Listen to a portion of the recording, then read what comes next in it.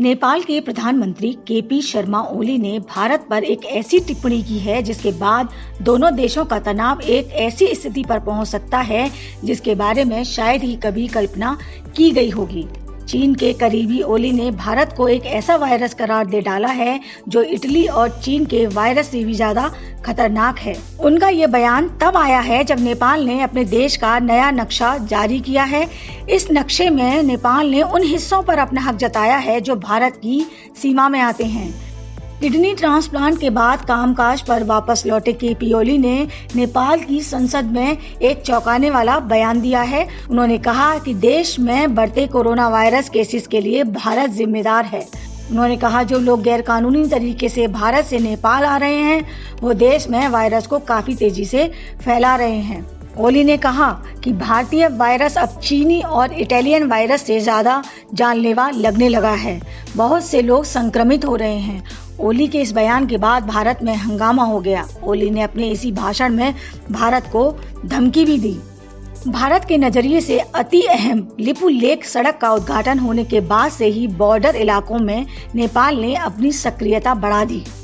Lipu lake सड़क पर विरोध जताने के साथ नेपाल ने नया नक्शा तैयार किया जिसमें लिपु लेक, काला पानी और लिम्पियाधुरा को अपने हिस्से के तौर पर दर्शाया। वहीं दूसरी तरफ नेपाली गृह मंत्रालय ने अब भारत और चीन से सटे बॉर्डर पर 500 नए चेकपोस्ट बनाने की कवायद भी शुरू कर दी है। बता दें कि वर्तमान में नेपाल के भारत और चीन से सटे इलाकों में 121 चेकपोस्ट हैं। नेपाल इन चेकपोस्टों के जरिए लिपु लेक, काला पानी और लिम्पियाधुरा में होने वाली हर गतिविधि पर आसानी से नजर रख सकता है। नेपाली संसद में पीएम ओली ने कहा कि भारत ने काला पानी, लिपु लेक आदि जगहों पर सेना रखकर उसे विवादित इलाका बना दिया है। उन्होंने कहा कि भारत के साथ नेपाल की दोस्ती के लिए जरूरी है कि ऐतिहासिक गलतफहमियों को दूर किया जाए। ओली को उनके चीनी प्रेम के लिए जाना जाता है।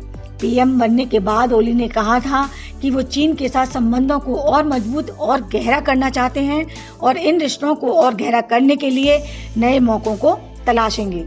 पीएम ओली ने कहा था, भारत के साथ हमारी बेहतरीन कनेक्टिविटी है, खुले बॉर्डर हैं, ये सब तो ठीक है, हम कनेक्टिविटी और बढ़ाएंगे, लेकिन हम ये नहीं भूल सकते कि हमारे दो पड़ोसी हैं। हम किसी एक देश पर ही निर्भर नहीं रहना चाहते, ना ही एक विकल्प पर।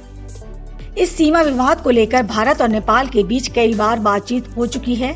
मौजूदा टकराव की शुरुआत भारत के उत्तराखंड के घटिया बगड़ से लिपु लेक दर्रा तक 80 किलोमीटर की सड़क बनाने के बाद हुई। तिब्बत स्थित कैलाश मानसरोवर की यात्रा पर जाने वाले भारतीय तीर्थ यात्रियों के लिए रास्ता छोटा करने के लिए ये सड़क बनाई गई है।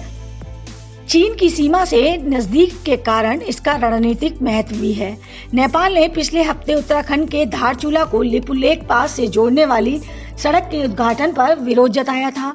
नेपाल का दावा है कि ये निर्माण उसकी सीमा में हुआ है, जबकि भारत इस पर अडिग है कि पिथौरागढ़ जिले का ये हिस्सा पूरी तरह भारतीय सीमा में है। नेपाल के इस कदम के बाद सीमा पर तनाव बढ़ गया है। HS न्यूज के लिए प्रीति चौहान की रिपोर्ट।